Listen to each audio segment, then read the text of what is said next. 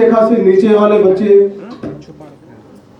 या यूँ कहिए कि शिक्षा के साथ साथ हर क्षेत्र में आपने बहुत ही महत्वपूर्ण योगदान दिया है।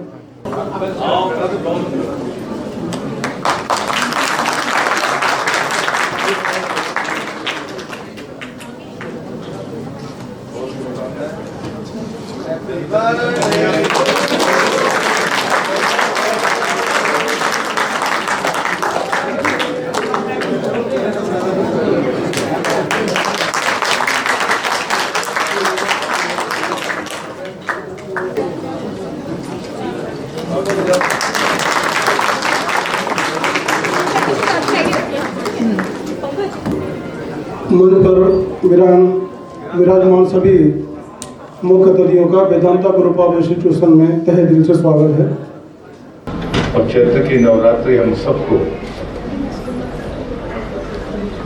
तपने का, साधना करने का, और उसमें भी इस सब के बावजूद ऊर्जा और शक्ति को ग्रहण करने का सामर्थ्य देती है। कष्ट के साथ सफलताएं और ऊर्जा अपने भीतर ग्रहण करने का ये सामर्थ्य ये चैत्र नवरात्रि देती है, और हमारे वर्ष की शुरुआत भी वही है। मैं आप सबको इधर से शुभकामनाएं देता हूँ। आप यशस्वी हैं।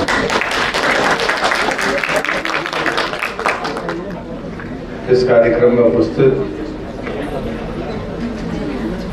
लोधी क्षत्रिय महासभा के राष्ट्रीय अध्यक्ष, दूसरी बार उत्तर प्रदेश विधानसभा के सदस्य माननीय श्री विपिन कुमार डेविड जी,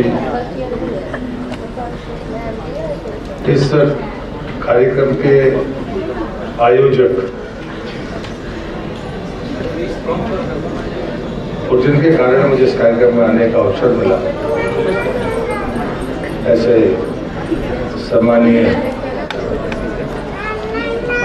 एसपी वर्मा जी, जो चेयरमैन है वेदांता ग्रुप के,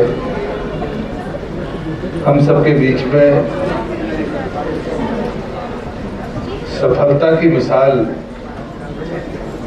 जो हमारे समाज का स्वभाव नहीं, उद्योग के क्षेत्र में एक बड़ा मुकाम हासिल करने वाले माननीय प्रताप सिंह जी,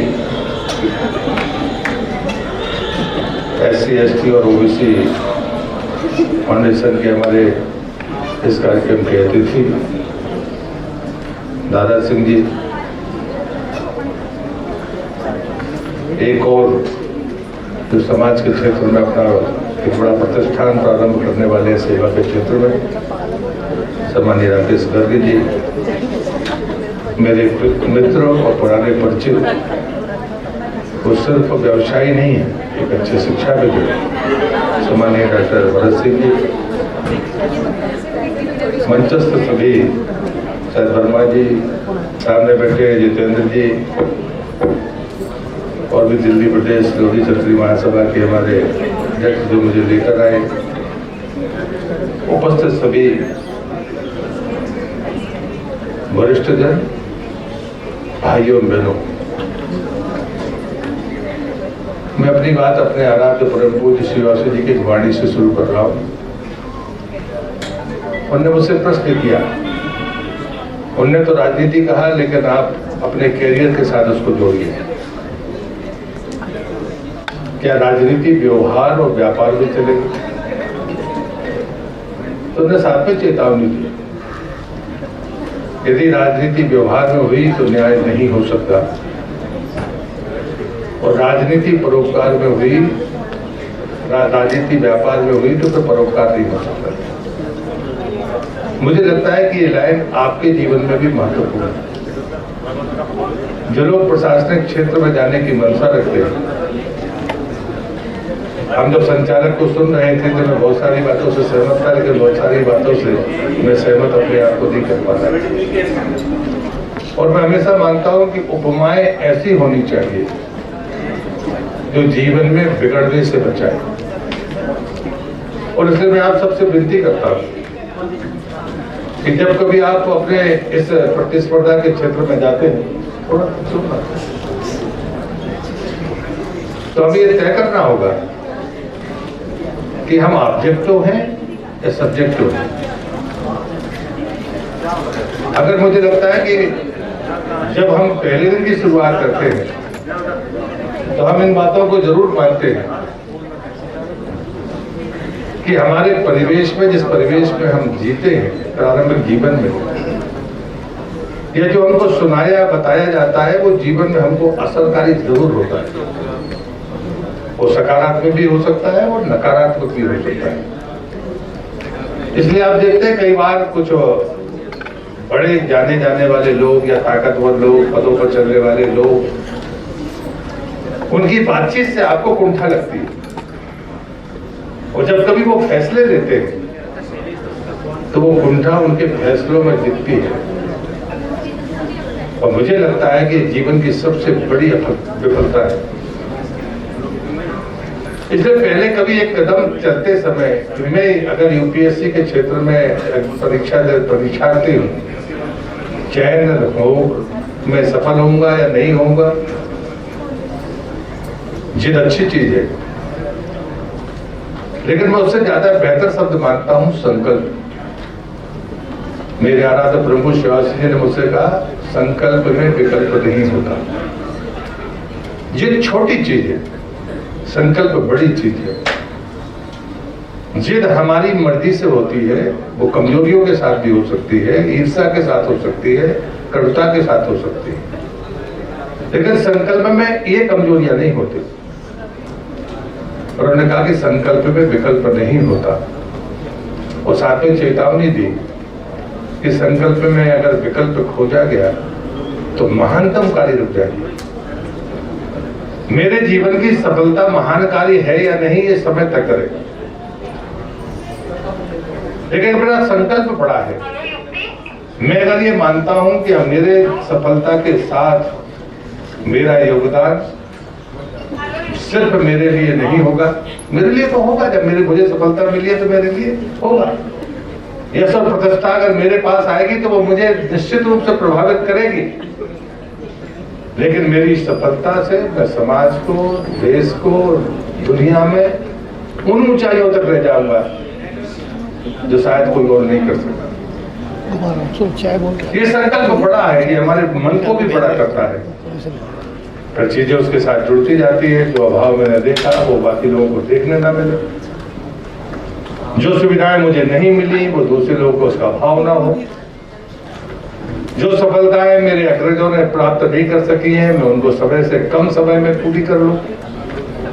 बहुत सारे आयाम हो सकते हैं, तो विस्तार में मैं जाना नहीं चाहता, लेकिन मैं एक बात जरूर कहूंगा कि आकलन करने का तरीका क्या होगा। मैंने प्रताप सिंह जी का उल्लेख किया है, कभी उनकी बातें सुनना, और मैं सलाह देता हूँ अपने समाज के लोगों को कि हम व्यवसायिक दिमाग के लोग नहीं हैं। हमारी आदतों में पसीना, परिश्रम और खेती किसानी रग रग में बसा है, लेकिन ऐसा नहीं कि हुनर हमको आता नहीं है। हुनर आया इसलिए प्रताप सिंह जी जैसे लोग उद्योगपति बन गए, लेकिन कभी इनसे या किसी और उद्योगपति से पूछो। एक उद्योगपति से पूछा गया कि जब कभी कोई आपके यहाँ सीईओ आता है, आप उसका चयन करते हैं, तो आपका पैमाना क्या होता है? उसका एजुकेशन, उसकी प्रोफाइल, या उसके बारे में जो सफलता है होती है वो होती है जो उसके प्रोफाइल में लिखी हुई है। उन्होंने कहा कि नाम प्रोफाइल देखते हैं ना उसका एजुकेशन देखते हैं। हम उससे ये पूछते हैं कि जीवन में तुम विफल कहाँ हो, तुम्हारी विफलताएं क्या है? आप बोल सुनाइए। और फिर उस विफलताओं से निकलने के बारे में जब उससे सुना जाता है, अरे भैया वो मीडिया के लिए बोल के उद्योग की सफलता में वो सबसे बड़ा पैमाना होता है। मैं बोल के सफलता पैमाना विपरीत परिस्थितियों में, विफलताओं के बीच में हमने मार्ग निकालकर हम कैसे बाहर निकले। बोलो वो वहाँ गेट तक क्या है? हमें लगता है कि हम खोकर आए, जबकि हमने समय खराब किया, हमने अपने कुछ धन खराब किया होगा, हो सकता है प्रतिष्ठा पर आ चाहिए, लेकिन वो परिस्थिति से जब हम पार करते हैं, वो जो जज्बा होता है, जो तरीका होता है, वो श्रेष्ठ होता है। लेकिन अगर उस विफलताओं को हम कमजोरी मान लें, उन विफलताओं को हम अपना अपमान मान लें, उसे ईर्ष्या का कारण बना दें, वो जीवन में आपको सफल नहीं होने देंगे। दूसरी बात मैं आपसे कहता हूं, ये जो प्रशासनिक क्षमता है, ये हुनर है, इसे कैरियर मत पाना। ये क्षमता को बढ़ाने के लिए आप ये सारा उपक्रम कर रहे हैं। आपको लगता है कि मैं और बेहतर करना चाहता हूं, मेरा पैतृक व्यवसाय, मेरी पैतृक परिस्थितियां, मैं उससे कुछ ऊपर करना चाहता हूं, इसलिए आप इस बात कर रहे हैं। और इसलिए जरूरी है कि हमारे भीतर नियत क्या है। अगर आप स्किल की बात करते हैं तो महाभारत की कहानी है जो शायद आसानी से आपको समझ में आएगी। आपको ध्यान होगा कि एक बार अभिमन्यु की वध के बाद अर्जुन ने संकल्प लिया कि सूर्यास्त अगर मैं जयद्रथ को नहीं मार सका तो मैं अग्नि समाधि ले लूंगा। पूरा कौरव जितना भी समूह था वो खुश हो गया, क्योंकि उनके पास बड़ा सीमित लक्ष्य था कि जयद्रथ को रात शाम होने तक जिंदा बचाना है, हमें युद्ध नहीं जीतना। यदि हमने बचा लिया तो ये मर जाएगा, हम युद्ध वैसे जीत जाएंगे। ये जो स्किल है ये उन्होंने सोचा, लेकिन उन्हें नहीं मालूम था कि एक और उनसे ज्यादा सोचने वाला कोई आदमी अलग बैठा हुआ है। पता चला, कहते हैं कि उस समय आसमान में इतने बादल आ गए, कोई कहता कि चक्र चला गया, जो भी गया होगा, लेकिन सूर्यास्त हो गया। लेकिन सब पहले से सैया तैयार थी। जब अर्जुन उसमें निराश होकर बैठने लगा था तो कृष्ण ने कहा कि क्षत्रिय को तो तीर कमान के साथ बैठना चाहिए। जब समाधि ही हो रही है तो छत्रत्व के साथ होनी चाहिए और तीर खिंचा हुआ होना चाहिए। एक सलाह मिली, वो सलाह शायद आपको इंस्टीट्यूट में मिलती होगी, ऐसी सलाह है। इन इंस्टीट्यूट्स का मतलब ही होता है कि हम हुनर को कैसे तराशें, परिस्थितियों में आने वाली चुनौतियों का मुकाबला करने का रास्ता कैसे तय करें। सिर्फ पुस्तकें आपको सफल नहीं बनाती। ये जो बीच की कमजोरियां हैं, कड़ियां हैं, जो हम अपनी जिद के कारण कर लेते हैं। कोई कारण नहीं था संकल्प लेने का, ले लिया। अचानक कहते हैं बदल हटा, सूरज निकला। कृष्ण ने कहा, तब तक जयद्रथ उत्साह के साथ सामने आकर उसको ललकार रहा था कि देखा, पता चला कि अगर तीर कमान नहीं होता तो जयद्रथ फिर भी बच सकता था। और चूंकि वो सैया पर भी धनुष बाण खींच कर बैठा था, वो सामने आया, सूरज देखा, जयद्रथ का वध हो गया। मित्रों, कहानियां सिर्फ कहानियां नहीं होती, उसके न जाने कितने आयाम होते। जो कहानी मैं आपको आपके दृष्टिकोण से सुना रहा हूं, इस कहानी को हम अगर किसी युद्ध क्षेत्र की बात करते तो उसका आयाम बदलता, लेकिन कहानी वही रहती। इसलिए कहानी सिर्फ कहानी नहीं होती, कहानी के अपने आयाम होते हैं और उन आयामों को हमें बारीकी के साथ, गंभीरता के साथ देखना ही चाहिए। और अंत में जो तीसरी बात मैं कहना आपसे चाहता हूं, मैं तो सब कुछ योग्यता नहीं होती, नियत। आप किस नियत से आगे बढ़ रहे हैं, जो मैंने कहा ना कि सब्जेक्टिव और ऑब्जेक्टिव। आप जब सब्जेक्टिव होंगे तो आपके सामने कोई चुनौती नहीं, लेकिन ऑब्जेक्टिव होंगे तो अहंकार से ग्रस्त होंगे, ये बात मानकर चलना। और दुनिया में जो सबसे बड़ा नुकसान है वो उसी आपके पास है जिसके पास में अहंकार है और क्रोध है। मैंने ईसा की बात पहले की, कुंठा की बात की, लेकिन यहां मैं कह रहा हूं क्रोध और अहंकार। जिस आदमी के पास पद होता है, धन होता है, उसके पास तो होता ही है। आप अपने जीवन में कभी पलट कर देखिए, जिसके पास कुछ नहीं होता उसके पास भी क्रोध होता है, उसके पास भी अहंकार होता है। लेकिन जब पद जिसके पास हो, ताकत जिसके पास हो, उसके पास में अगर अहंकार है तो ये रोग न जाने कितना कई गुना बढ़ जाता है। अगर उस ताकतवर और पदधारी के पास में अगर क्रोध है तो उसकी एक गलती कितना बड़ा नुकसान करेगी, कभी इसकी कल्पना करें। आप उसी पथ के राही हैं। और इसलिए मैं आपसे कहूंगा कि आज माता भगवती आपको संकल्प दें, शक्ति दें, आप ऊंचाइयां छुएं, लेकिन आपके भीतर अहंकार और क्रोध हो लेकिन वो संयम करने का सामर्थ्य भी आपके भीतर रहे। मैं ये दावा नहीं कर सकता कि किसी के मन में क्रोध नहीं होगा, अहंकार नहीं होगा, उससे मैं भी मुक्त नहीं हूँ, लेकिन जरूरी है कि आप उन चीजों को रोक पाने का सामर्थ्य वो हमारे भीतर पैदा होना चाहिए। और इसलिए मैं यहाँ पर सिर्फ इतना ही कहूँगा कि मैं कोई बहुत पढ़ा लिखा आदमी नहीं हूँ, देहाती आदमी हूँ, गांव से आया हूँ, किसान परिवार से आया हूँ, लेकिन मैं मानता हूँ कि जो संघर्ष के साथ अपनी यात्रा को पूरे करते हैं वो परिवार के लिए, देश के लिए, समाज के लिए, सबके लिए बहुत महत्वपूर्ण है। मेरे गुरुदेव मुझसे कहते थे,